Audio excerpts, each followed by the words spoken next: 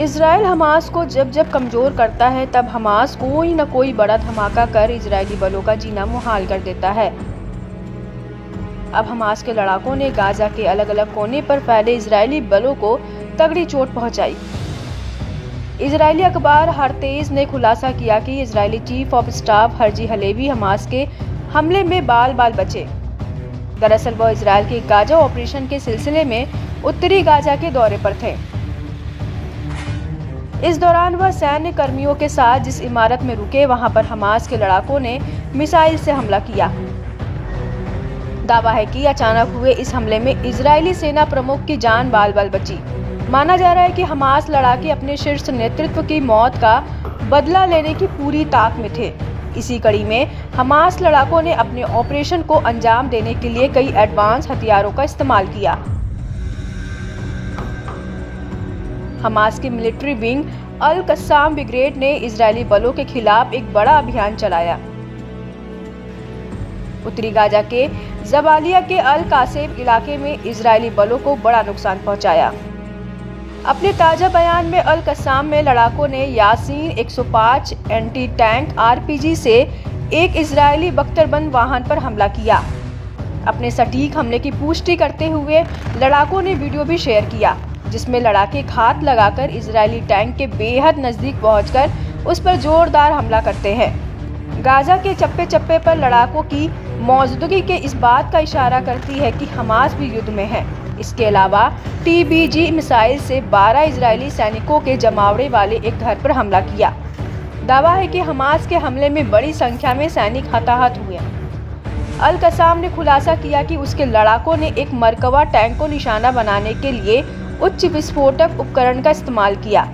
दरअसल 3 इजरायली सैनिक हमास लड़ाकों के हमले से बचने का प्रयास कर रहे थे। समूह ने वीडियो शेयर किया जिसमें लड़ाके जबालिया के पूर्व में एक इजरायली अचजारिट बख्तरबंद वाहन को निशाना बनाते हुए देखे जा सकते हैं। लड़ाकों की टारगेट पर सटीकता से इजरायली बलों को गाजा में अपना ऑपरेशन चलाने में बेहद मुश्किल आ रही है। अल कसाम ने इसी हफ्ते बेत लाहिया में 4 मरकवा टैंक, एक बख्तरबंद कार्मिक वाहक और 2 इजरायली सैन्य बुलडोजर को तबाह किया था। फिलिस्तीन इस्लामिक जिहाद के मिलिट्री विंग अल कुदस ब्रिगेड ने रफा के पूर्व में अबू जरार स्टेशन के पास हमलों को अंजाम दिया।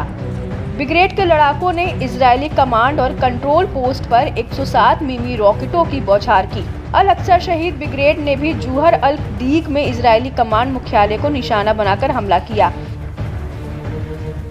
इस दौरान लड़ाकों ने कम दूरी के 107 mm रॉकेट से निशाना बनाया। दावा है कि पिछले कुछ दिनों में गाजा में हमास लड़ाकों की हलचल तेज हुई है, जिससे इजरायली बलों को बड़ा नुकसान उठाना पड़ रहा है। इससे पहले अल कुदस ब्रिगेड ने उत्तरी गाजा में एक इजरायली बख्तरबंद वाहन को नष्ट करने की जिम्मेदारी ली थी। वहीं इजरायली सेना ने गिवती ब्रिगेड में शॉकेट बटालियन के एक अधिकारी की हत्या की बात कबूली, जिसने 1 महीने पहले रफा में हुए धमाके में लगी चोटों के कारण दम तोड़ दिया था। अधिकारी 17 सितंबर की घटना में गंभीर रूप से घायल हुआ था, जिसमें 4 अन्य सैनिक भी घायल हो गए थे। कुछ दिन पहले एक इजरायली सैन्य प्रवक्ता ने हाल में एक अधिकारी और 3 सैनिकों की हत्या की पुष्टि की। साथ ही उत्तरी गाजा के जबालिया में चल रही लड़ाई के दौरान एक अन्य अधिकारी के गंभीर रूप से घायल होने की भी पुष्टि की। वहीं इजरायली सेना ने पुष्टि की कि पिछले 24 घंटों में गाजा में उसके 4 सैनिक घायल हुए हैं। इजरायली अखबार हारतेज ने पिछले महीने गाजा में इजरायली सैनिकों की मौतों में इजाफे को रिपोर्ट किया। इसकी मुख्य वजह इमारतों के भीतर विस्फोटक उपकरणों से धमाका था। अक्टूबर में गाजा में 17 इजरायली सैनिक मारे गए, जिनमें से 11 की मौत कथित तौर पर इमारतों के अंदर छिपे IED से हुई, न कि एंटी टैंक मिसाइलों से।